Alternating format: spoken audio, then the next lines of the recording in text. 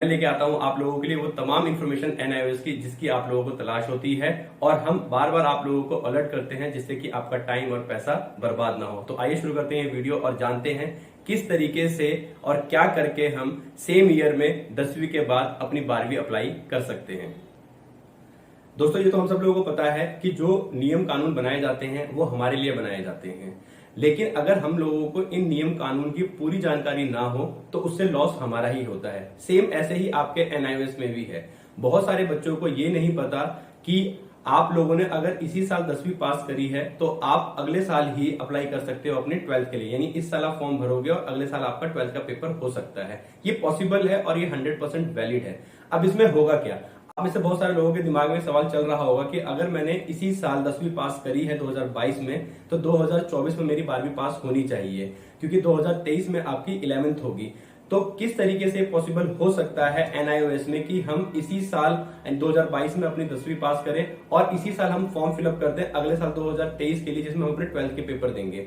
दोस्तों ये पॉसिबल भी है और 100% वैलिड भी है। अब इसमें होगा क्या आपका इसमें एक लॉस होने वाला है और कैसे आपका इसमें बेनिफिट होने वाला है वो मैं आपको बताता हूं। दोस्तों मान लो आप लोगों ने इसी साल 10वीं अपनी पास कर ली है और आप चाहते हो कि मैं अब अपने 12वीं के फॉर्म भर दूं। एनआईओएस में आप अपने 12th के फॉर्म सेम ईयर ही भर सकते हो। आप लोगों को वही अपने सब्जेक्ट्स लेने, किसी भी स्ट्रीम के आप ले सकते हो, आर्ट्स, कॉमर्स, साइंस, जो भी आपको सब्जेक्ट चाहिए वो अपनी मर्जी से ले सकते हो, कोई भी अपनी आप स्ट्रीम ले सकते हो। दूसरा क्या है, इसके अंदर आपको मिनिमम 5 सब्जेक्ट लेने हैं, मैक्सिमम आप लोगों को 7 सब्जेक्ट लेने हैं। दोस्तों 2022 में आपकी 10वीं पास हुई है, 2023 के लिए आप फॉर्म भर रहे हो जिसमें अपना 12th फिलअप कर रहे हो, यानी आपकी 11th नहीं हुई है। ध्यान रखना, आपकी 11th नहीं हुई है। गवर्नमेंट रूल के हिसाब से आपकी 12th जो है 2024 में अप्रैल से पहले नहीं हो सकती, अगर आपने इस साल अप्रैल में अपनी 2022 में 10th पास करी है। तो अगर आप फॉर्म फिलअप करते हो 2023 के लिए अपने 12th के फॉर्म, तो आप लोगों को क्या करना है कि जितने आपको सब्जेक्ट चाहिए वो आप ले सकते हो, जो स्ट्रीम आपको चाहिए वो आप ले सकते हो, लेकिन जब आपके एग्जाम फीस भरी जाएगी उस टाइम पे आप किसी 4 सब्जेक्ट की ही एग्जाम फीस भरोगे। सपोज आप लोगों ने अपने सब्जेक्ट लिए हुए 5 और जब एग्जाम फीस भरने की बारी आई, अगर आप पांचों के एग्जाम फीस भरोगे तो वहां पे दिखाएगा कि you are not eligible to fill all subject form, यानी आप किन्हीं 4 सब्जेक्ट के ही फॉर्म भर सकते हो, क्योंकि गवर्नमेंट गाइडलाइन के हिसाब से आपकी 10th 2022 में हुई है तो 2023 में आप 12th के सारे पेपर नहीं दे सकते हो।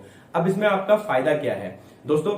अगर आप 1 साल का गैप करते हो और 1 साल के गैप के बाद पेपर देते हो तो जो आपका टाइम है वो आपके पास लिमिटेड हो गया।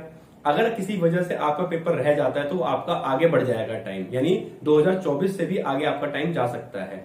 लेकिन अगर आप इसी साल फॉर्म भर देते हो 2023 के लिए, अगर आप 12th अपनी भर देते हो और 2022 में आपकी 10th हुई है, तो आपके जो 4 सब्जेक्ट आपने भरे हुए हैं, अगर वो चारों सब्जेक्ट्स आपके निकल जाते हैं तो वेल एंड गुड है। नहीं, उन 4 में से भी अगर कोई रह जाता है आपका पेपर, तो वो एक जो रह गया पेपर है 4 में से, वो आप अक्टूबर में दे सकते हो। तो अक्टूबर तक और अप्रैल तक के लिए आपके पास 2 चांस हो गए। फिर 2024 में आपके पास फाइनल चांस बनता है, जिससे आपका टाइम वेस्ट नहीं हो रहा है।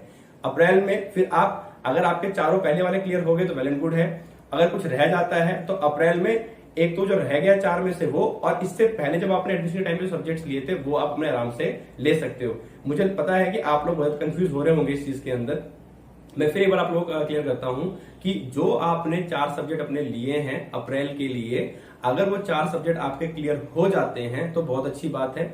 अगला मौका आपको 2023 के अक्टूबर के लिए भी मिलता है एग्जाम के लिए।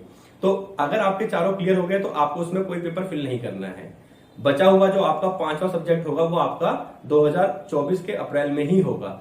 अगर 4 सब्जेक्ट जो आप पेपर दे रहे हो अप्रैल 2023 में, उनमें से कोई एक रह जाता है तो उस जो रह गया है उसका पेपर आप अक्टूबर 2023 में देंगे। इस तरीके से आपके पास 3 चांस आपके पास हो गए, आपका टाइम वेस्ट नहीं होगा और जो बर्डन है आपका पढ़ाई का वो आप पे नहीं होगा। अब इसमें सवाल आता है कि हमें मार्कशीट फिर कैसे मिलेगी? मार्कशीट आपको तभी मिलेगी जब आपके 5 सब्जेक्ट पूरे क्लियर हो जाएंगे, नहीं तो आपको मार्कशीट नहीं मिलेगी। आपको अपना रिजल्ट मिलता रहेगा, मार्कशीट आपके पूरे 5 सब्जेक्ट क्लियर होने के बाद ही आपको मिलेगी। इसके अलावा भी अगर आप लोगों को कोई डाउट रह गया होगा इस टॉपिक के रिलेटेड तो आप हमें कमेंट करके नीचे पूछ सकते हैं। हम पूरी कोशिश करेंगे कि आपको प्रॉपर वो आंसर दे सके जिसकी आप लोगों को तलाश है। धन्यवाद दोस्तों, मिलते हैं एक और नई वीडियो के साथ और दोबारा लेके आता हूं ऐसी जानकारी जो आपका समय और पैसा दोनों बचाएगी।